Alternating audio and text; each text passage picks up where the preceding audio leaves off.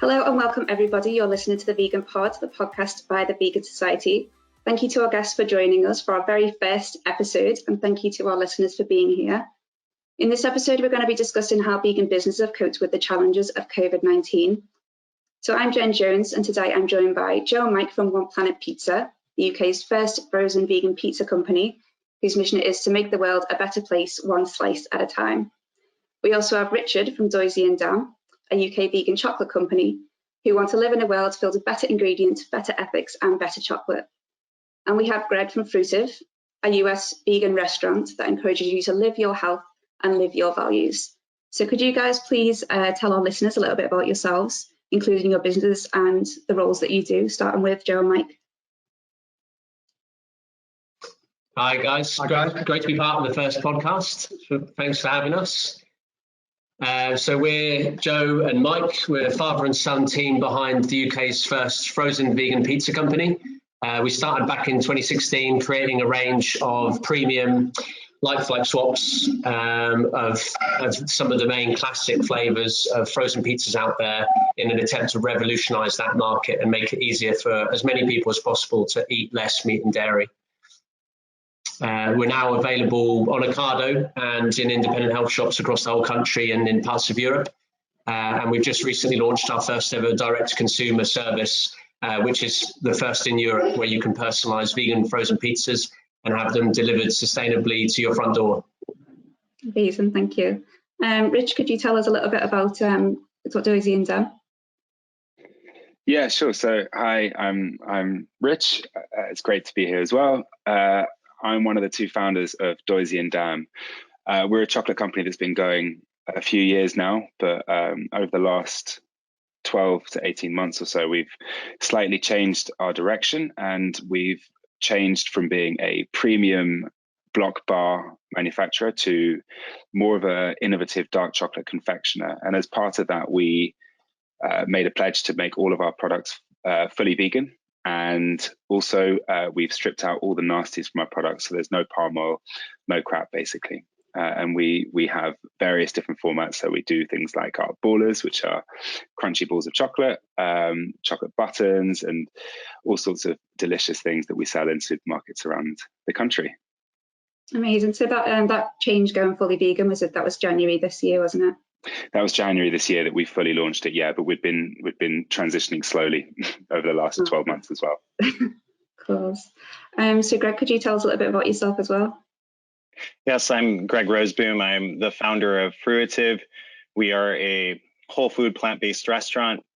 We make everything from scratch, and I started our first location in Virginia in 2012, and we have now 5 locations, including 2 locations in Washington, D.C.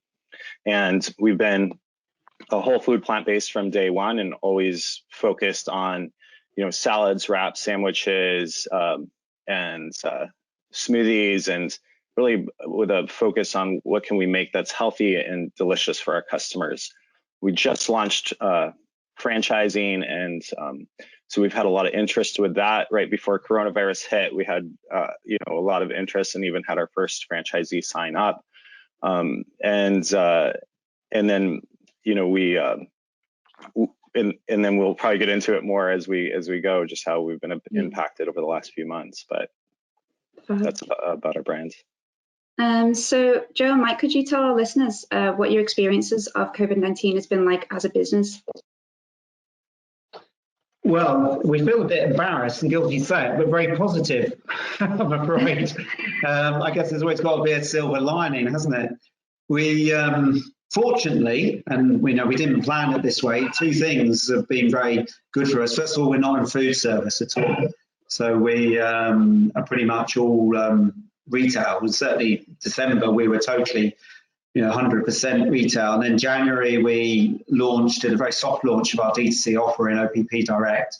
But we didn't really shout about it at all. And we were only getting 5 to 10 orders coming through in a week. We were just experimenting with the e-commerce website, making sure it worked properly, and getting lots of feedback about the user experience.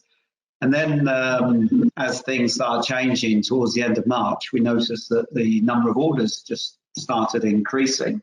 through the website. And so we brought forward the official sort of hard launch and put a bit more time and effort into that route to market. And within a month, it had reached probably 25% of our total income. So 75%, and that's grown as well, because our main retailers are independent health stores, all of whom have pretty much stayed open. Ocado, a Whole Foods down in London, and one or two other sort of small, medium-sized food supermarket chains. So all of them, fortunately, have been open, and the sale of frozen foods on top of that has gone up as well because people are stocking up with more frozen food. But it's definitely been. I mean, we've never been busier, Joe, have we? It's been incredible. We weren't doing 5.5 days a week. Now we're doing 6.5 days a week. And I run another business, which I usually only spend half my time on One Flat Pizza, but it's pretty much all of my time on the pizza business at the moment, just to keep up. I think production's increased from, it was around 550 pizzas a day to over 750. So that's gone up by 34%. Yeah. As well, and it's generally been a pretty positive experience, hasn't it? Yeah, we're just trying to make the best of a bad situation, and we're lucky that we can keep all of our staff employed. That's been a big one for us. We haven't had to furlough anyone at all, and obviously they're all very happy to be able to come to work. There's no traffic on the roads. It's business as usual for them, and we've just put all the measures in place to make sure they're safe and happy. But yeah, we've been very fortunate, so we're happy about that. Of course. Richard, what has your experience has been? Obviously since all this COVID-19. Yeah, it's been mixed, to be honest. We've suffered from the fact that quite a few supermarkets are deprioritizing smaller brands. The bulk buying that we saw at the start of the lockdown, really, in terms of consumer purchasing habits, people's values, I think, slightly went out the window, and we saw a return to kind of big brands and value over, as in just buying the cheapest stuff around, rather than necessarily buying premium or buying ethics or things like that. But I think that was short term, really. Where we're suffering is where we sell on the high street. There just isn't really the impulse and on the go purchasing of chocolate happening at the moment. Most of those stores are suffering from a lack of footfall, or they're closed entirely. But I mean, like the guys from One Planet Pizza, our D2C business has exploded, which is fantastic. We just launched a new website, which we'd made a lot more e-commerce friendly, and yeah, we've seen a 500% growth in online business, which is really, really helpful because it does make up for a lot of the shortfall that we've missed out on. It's been really frustrating because we launched the new products, the new brand and everything in January. We had 2.5 months that were about 150% up year on year, and then it's this all hit. But it's been okay. We're keeping the team together as well. We're all working remotely. We've not had to make any tricky decisions so far. So we're using this as an opportunity to really dig into the strategy and take the time to focus on how we come out of this, as well as launching some community initiatives, which have been really, really fun. So we donated 3,500 bars of chocolate to people in care homes across the country, and we have sent out care packages to a huge number of key workers that people in our own community nominated as people who are doing particularly tricky work or particularly stressed in this current period. So that's been really, really nice to be able to do as well. Of course. Greg, what has your experience has been like through all this? Oh, you're on mute, sorry. So yeah, on March 16 was the day that we realized that, sales had been, the week prior, sales had only dropped to like a few percent from the previous year. And so we saw that sales were starting to be affected. And then March 16, by the middle of the afternoon, I realized that sales were down that day over 50% from the year previous. And that was the day that the governors and mayors started saying that people should stay home. And so by that afternoon, we realized that we had to shut down multiple locations and furlough 90% of our staff. And so that was definitely a tearful day for me. It was shocking, but we acted very quickly. And by that evening, we'd gotten a letter out to our staff members, let them know what was happening. Our staff members were incredibly gracious. We explained to them why we made the decision we did, and they were very understanding. We've been trying to help them through this process. And since then, sales have stayed low. They've started to climb back up in the few locations that we have open, just a little bit. And we've been able to start slowly bringing staff members back to work. Of course. So these difficult circumstances, they have brought in communities of people closer together. So have you offered any support to local communities, or is there anything that you feel you've done to go the extra mile? Could you answer, please, Gregg? Yeah, so some of the exciting things that we've been able to do is we offered our #1 best-selling menu item is our avocado toast. So we offered free avocado toast to all frontline workers, all the healthcare workers and emergency first responders. And that was like throughout the stay-at-home order. So still today, they're still coming in to get the free avocado toast. And we wanted to do that to support, those who are on the front lines. We also had many of our regular customers.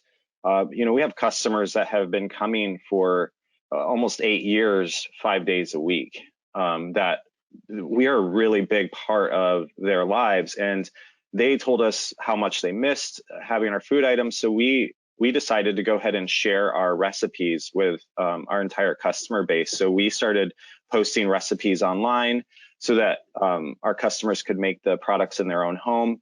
And it was really exciting to see on Instagram and social media, our customers taking our recipes, making them in their home kitchens, taking pictures of them. And so it's been really an exciting part of the last month and a half has been seeing the community in their own homes, making that healthy, whole food, plant-based meals that we typically provide in our restaurants, but now they're able to make them in their homes. So those are just a couple of the things that we've been able to do to kind of maneuver quickly and still be a part of our customers' lives.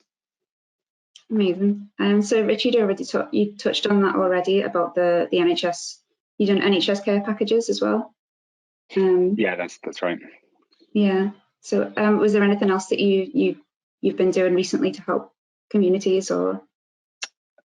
So aside from the one other thing that we did was because we gave the bars to care homes as well, and we gave the 150 care packages away, but we also put on an option on our website where people could contribute to a pot where we would take the pot and apply it to at cost price, so at no profit to ourselves, to send more care bundles out beyond the 150 that we'd originally sent. And that was fantastic. I think in the first day that we put it up, we had £1,000 donated for people, which means that we've been able to send out far more care packages beyond the 150 to intensive care departments at various hospitals in London and Birmingham, which has been brilliant. But I think that beyond just what we do for the community, I think the other thing that's been exceptional is how supportive our community has been of us. We've had so many messages from people who are fans of the brand, who are just want to be supportive and understand that these are tricky times, and it's been amazing. Yeah. So Joe and Mike, have you also done anything that you would say has gone the extra mile, or have you anything to do with the local communities? It would be incredibly awkward if we said we've done nothing. Nothing at all. After all those amazing things, that would be it. Still puts us to shame, guys. Yeah, puts us to shame. It's really good to hear. It's so inspiring. So we were already donating any surplus or potentially waste products and food to the local homeless community. We know the lady who runs it in Norwich, and we've got a good relationship with her. So we were doing that anyway, but we've kind of upped our game, and we've done that, but also we've offered anyone in the Norwich Norfolk area who's struggling to access gluten-free or vegan food, get in touch with us, and we're delivering surplus gluten-free pizzas. So they're vegan and gluten-free. So we're quite in a fortunate position where people may be struggling to get their normal free-from foods from a supermarket, and it makes it really difficult for them to do that now. So we've gone out and said, well, if you're really struggling, get in touch and we'll drop some off.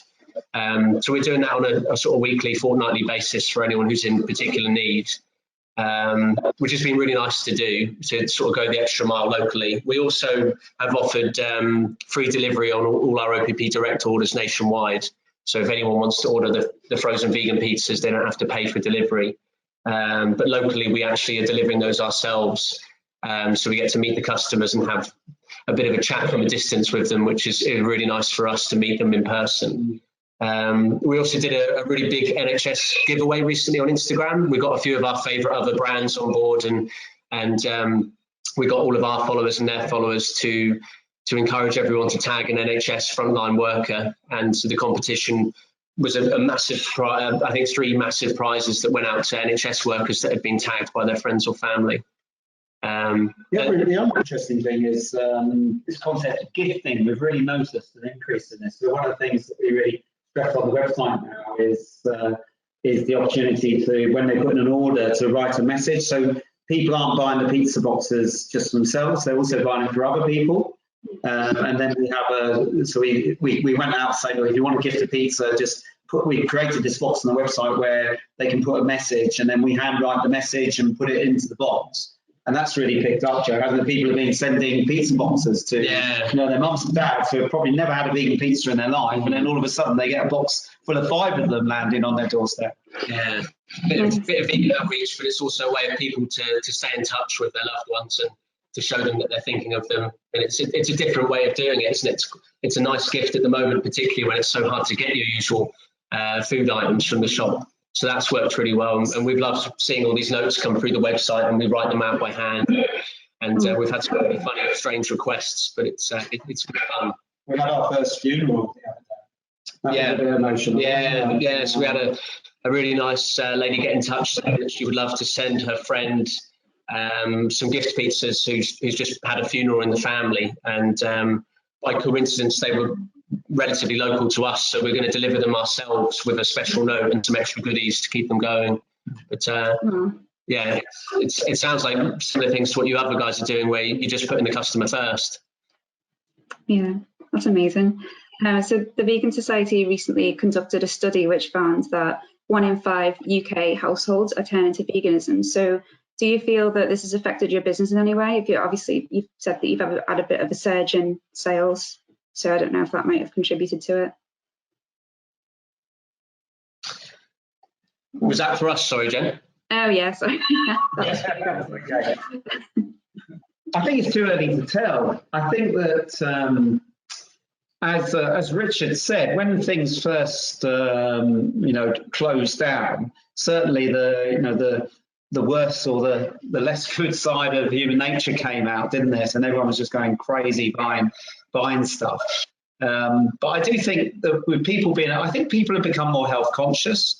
And so as a result of that, perhaps when they're now shopping online and they've got more time to think about it, I haven't got any research to back this up at all, but perhaps people, just as they're getting a little bit more connected to nature and enjoying nature and environment, we're all listening to the birds singing all of a sudden, aren't we, and things like this. Perhaps people, I think, are thinking a little bit more about their food. Not everyone, but perhaps more people than before are now just thinking, making a bit more conscious decisions about what they eat. And because life has slowed down, perhaps that gives people the opportunity to do that, whereas normally everyone's just rushing around, grabbing whatever they can for lunch and dinner. A lot of people, not everyone, but a lot of people have got more time on their hands. So I think people are overall perhaps becoming a little bit more thoughtful about what they eat. Whether that turns into a long-term change towards, plant-based diets, I'm not so sure.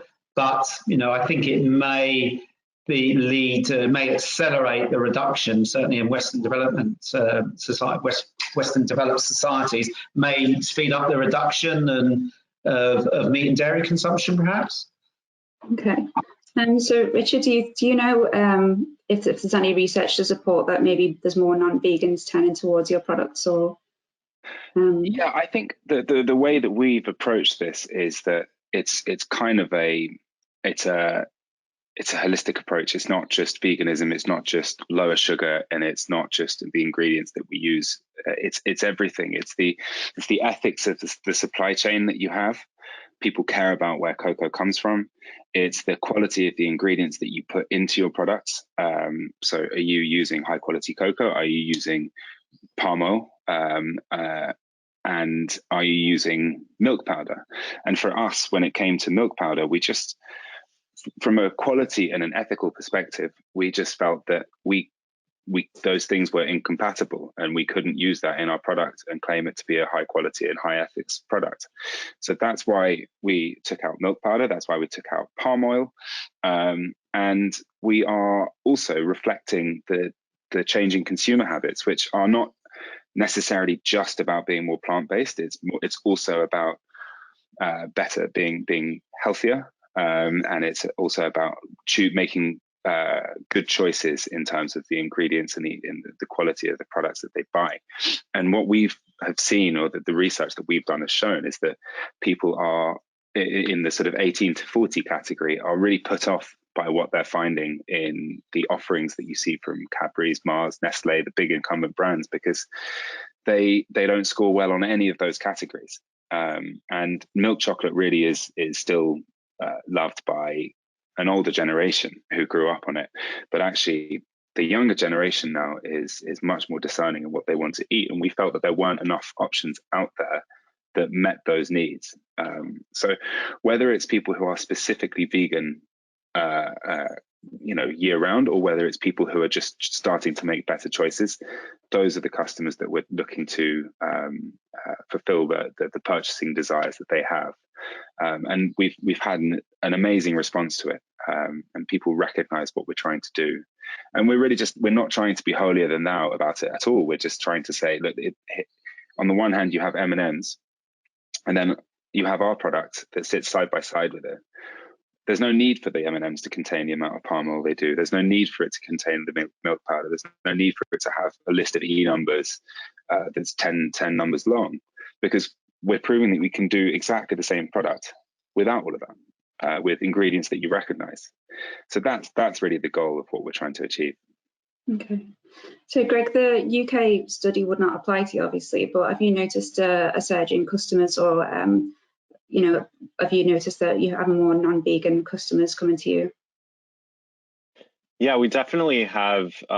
We've done some research before with our customer base to see what percentage are vegans, and actually probably only 5 to 10% of our customers are actually vegans.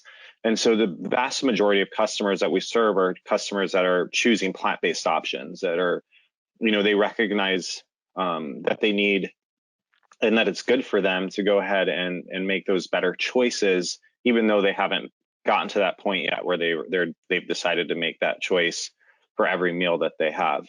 And so we are constantly promoting and pushing the plant-based message and the vegan message, but we're also trying to do it in such a way where we are not, where everybody's welcome, and we want everybody to eat a healthy meal. So, I think that it's, we definitely see at large in society, so many more plant-based options over the course of the last year, especially. I mean, the amount of plant-based milks and cheeses in the grocery stores, around us has just grown so much in the last year. So we really are seeing a lot of growth in our space. Amazing. So Mike and Joe, have you found it difficult to source ingredients from suppliers, especially in the first few weeks of lockdown, when obviously there were a lot of supplies that were short? No, it's the short answer. I guess we've been quite lucky. Yeah, all of our suppliers have been reliable, and they've kept us updated and posted on any issues their end. But no, we've been quite fortunate with our suppliers. Okay. What about you, Richard? Have you found any difficulties with suppliers, or? No, I think again we've been fairly lucky. We had one of our manufacturers shut down briefly, but they actually just brought forward a scheduled full clean down to the start of the lockdown period. So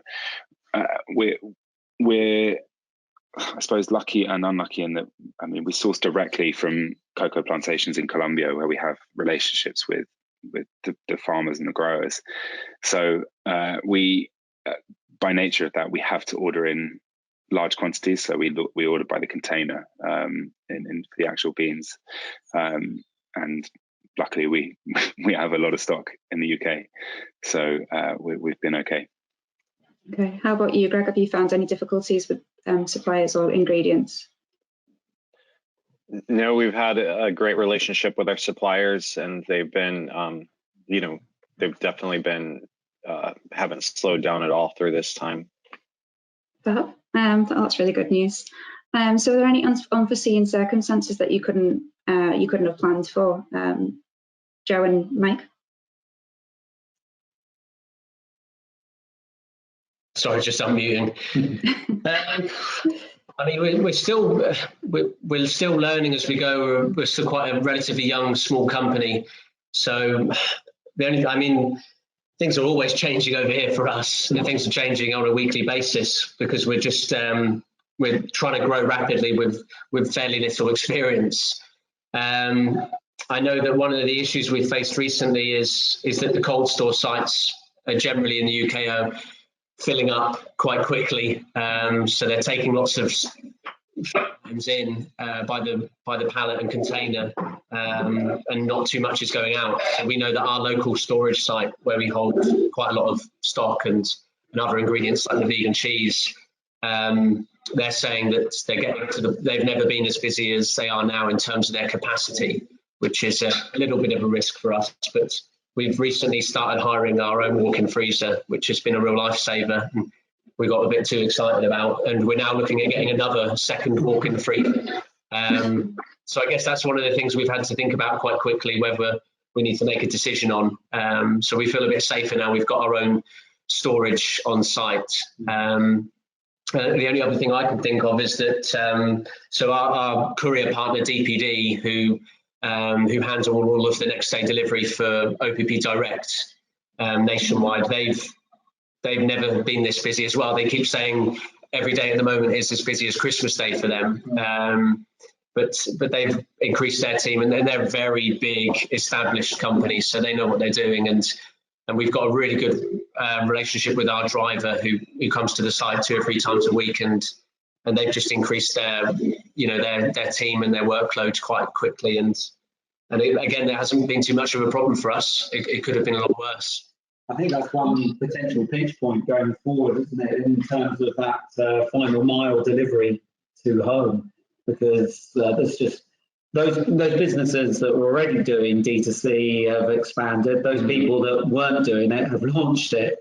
So we've got they're really under pressure at the moment, the couriers, and that's probably our 1 weak spot, isn't it? That we just know that if we put out 100 boxes, we've got to accept that 5 of them are not going to reach the home at the moment, just because of the stresses and strains that all couriers, not just DPT, I think all couriers are under at the moment.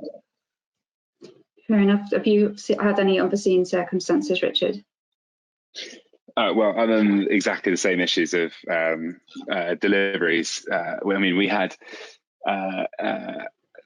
we launched our first ever range of Easter eggs, and we did our version of Cadbury mini eggs as well this year, which luckily we sold out of all of it just before the lockdown hit, because I've heard some horror stories of how Easter sales went this year in general, but we really suffered from Royal Mail and courier delays, and it was really stressful trying to make sure that people got their Easter eggs in time for Easter, and sadly some of them didn't, but on the whole we kind of managed to muddle our way through.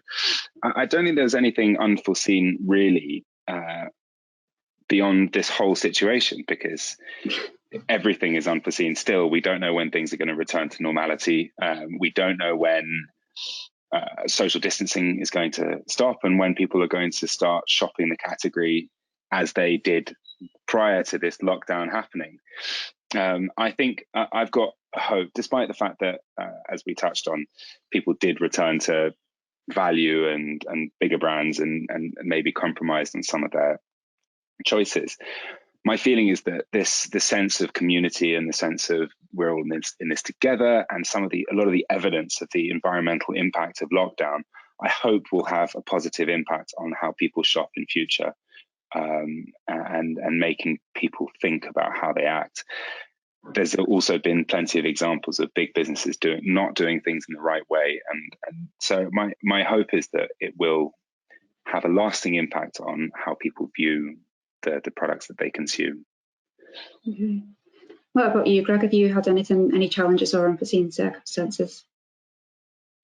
Yeah, I think that, before the coronavirus hit, we only had one delivery, one delivery company we were using, DoorDash, and we had to move very quickly, and now we have, I think, 6 different companies we're using for delivery. And we've had to expand our app offering. And so it's been moving quickly to figure out, okay, with what are people doing now, and how do we continue to serve them, and how do we continue to have work for our staff members? And so that's probably been one of the biggest changes over the last 2 months, is just switching really a lot of our business over to the delivery side. Okay, so Greg, how have you felt about everything that's happened? What has your outlook been throughout this whole scenario? Have you trying to be positive, or how has it been for you? Yeah, so I'm grateful that my family has been healthy. All of our staff members that we're staying in touch with, even the ones that we've had to furlough, everyone is healthy, and so we're grateful that those who are close to us are healthy, and focus on that gratitude. At the same time, very concerned for those who are not healthy, and very concerned for everything that's going on. So it's definitely been a mix of emotions. And as far as personally, I'm very committed to staying healthy. I have a very strict exercise meditation routine that I do throughout every single day. I'm doing like 500 push-ups a day. I've been doing that, throughout this time. And I also read a lot, and blog every day. And so I've been reading through a lot of different plant-based books and blogging about them. And so, just really trying to stay active and healthy. And, a lot of times when I'm doing push-ups, I'll get my kids to come over and join me. And so it becomes a family exercise routine, and also do that with the meditation. And so, really just taking what's been given us, taking what we have here and trying to make the best of it in our home life, and encouraging others to do the same. Okay. What has your outlook been throughout this whole thing, Richard? Well, I think pretty similar. I got it pretty early on. I managed to catch it somehow, and it was it's not particularly fun to get. So you're in this situation where it's the one time, kind of, as someone who's running a business, that you kind of can't blame yourself for something. So you have to go with it, and that's what we're trying to do. This is something that's so much bigger than our business, and all the problems and the stresses that it might cause, that we're just trying to actually relax, be positive about it, understand that there are very few things that we can do to influence our situation at the moment, other than just the basics. We're really focusing in on our community, because that's who will be loyal to us when we come out on the other side of this. And yeah, I think in a lot of ways I'm enjoying it. I'm enjoying working from home, and I've got my daughter here. It's nice to see her more, and the whole team is really kind of getting behind the fact that this is something that we all are in together, and we just have to make the most of it. Okay. And what about you, Joe? Mike, how's your outlook been throughout this whole situation? Want to start, Mike? Yeah, I've never been so tired, to be honest. Just completely knackered from the amount of, I don't know how two businesses to one business, I can actually, and we both, as I've said, that, and it's all because I think one of the problems is because you haven't got the usual social stuff that's available, you fill up that space with more work-related stuff.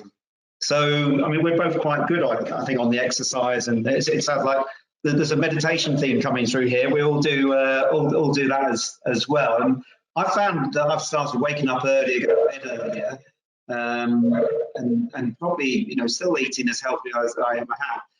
But just having to really switch off from work, probably more so than ever, because I haven't been able to go down the pub, haven't been able to play squash or tennis or a lot of the other things that would usually force me to stop working. So I've had to be a little bit more disciplined when I'm at home by myself, and not and have that cut-off time and fill it with more walks and a little bit more running and biking. I think you found the same, haven't you, Joe? Yeah. It's been really strange, but it's been quite nice reflecting on how you used to live and what your daily routine used to be like. And now, the roads are dead and we're turning up at work and our kitchen's like a busy hive surrounded by total peace and quiet.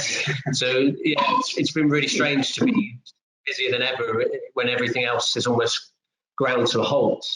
So, yeah, we've had to sort of look at, it's been quite tough to be disciplined with not working too much at the moment because there is plenty to do. But at the same time, you haven't got all those reminders or those social breaks in place, and you're not going on a holiday at all, you're just working every day. But no, we've been lucky that obviously I get to see Mike, which has been easy. Jackie runs the kitchen, she's the sort of manager of the kitchen, so I haven't felt like I've been isolated at all. It's been very sort of normal for me, but yeah, it just gives you time to reflect on how you used to live life. So it's just been an interesting time for everyone. But we're lucky in Norfolk. We live in a fairly rural part of the country. So, in terms of the volume of people who've got it, it's pretty low here for a county, and there's lots of space. So it's a safe place to be. And it's funny, everyone's starting to walk places they've never been before. And we're all discovering how nice Norfolk is and how many different footpaths there are and lakes and everything. So there are plenty of positives to take out of this. And as a company, I guess it's our responsibility just to stay positive, fun, fairly lighthearted, and not talk about the negatives, but to keep people's moods, uplifted and high as best we can with vegan pizza and what we're doing every day. Amazing. So that kind of led on to my last question, which is going to be, did you have any tips on how to cope with COVID-19 or any tips for the general public? But you've already covered like going for walks and things like that. Is there anything else that you'd... I had one, Jennifer, this has been a big one for me. I've drastically reduced the amount of news that I watch on TV. I used to be a bit of a Channel 4 freak, at 7 o'clock I'd always watch the news, 10:30 I'd watch Newsnight, and I reckon I've reduced that down by 75% at the moment. Because you can only absorb so much information about the virus and what we're trying to do about it, can't you? So that's been a really good one for me because I was getting a little bit addicted to certain news routines and patterns, and I've broken free of that totally. So that's a real positive for me. That's good. What about you, Richard? Have you got any tips for any vegan businesses or just any tips in general for the public? I think my biggest thing would be to focus in on whether it's as a business or whether it's just as a human, focusing on your communities and the people that are important to you, or whether you call them communities or tribes or whatever. I'm just a big fan of, for me, it's my family and my friends. They're the ones that are really important to me on a personal level, and then as a business level. We've just really doubled down on making sure that we're communicating and we're as close to our community as possible, because it just pays such dividends. I'm not even talking from just a financial sense, but from a mental health sense, knowing that there are people there who are loyal, who support us and who believe in what we're trying to achieve. It is amazing when you're going through a period like this. And then I would also massively second the point of cutting down the amount of news you read. What about you, Greg? Have you got any tips for the general public or just as a vegan business owner? Yeah, just on the business side of things, I would just say, like, just continuing to communicate throughout this time has been really important. So continuing to communicate with our former employees and letting them know what's going on, continuing to communicate with, our vendors, and on Instagram, staying very active and like responding to everybody who's tagging us. And so I feel like as a business, even when sales have dropped by 90%, letting everybody know we're still here, we're still active, has been really important. And on the personal side, just, yeah, like I've already said, like, that personal exercise time is really important to me, and also just taking the time to read. And there's so many amazing good books about eating plant-based for health reasons, or whether it's the values that we have as vegans and promoting animal welfare, or whether it's the planet, that the environment. Like, there's books on all these issues that I really encourage people to read. Amazing. So thank you for sharing that. So under the circumstances we faced recently, the Vegan Society has recognised that there is a misconception that vegan food is generally more expensive than non-vegan food. To challenge this idea, we've launched a new campaign called Live Vegan for Less. This campaign offers support and information for those who believe that being vegan is more expensive to maintain. You can find out more by visiting vegansociety.com/liveveganforless. And the Vegan Society's work also includes helping farmers shift towards plant-based protein agriculture, getting vegan meals on public sector menus, supporting vegan rights, research, and more. So if you'd like to support our work, join the Vegan Society movement and become a member, you can find out more at vegansociety.com/join. And as a big thank you, you'll get access to lots of exciting discounts, and also to our quarterly magazine, The Vegan. A few of the latest articles in The Vegan magazine include vegan weddings, well-being during COVID-19, and tasty recipes. Well, that just about wraps things up. So thank you once again for joining us. You can find all the episodes over on Podbean, and they'll also be available on Google Podcasts and Apple iTunes. Keep an eye on our social media channels, where we post a new podcast content, and you can find all of our news and updates over on our website at vegansociety.com. Thank you.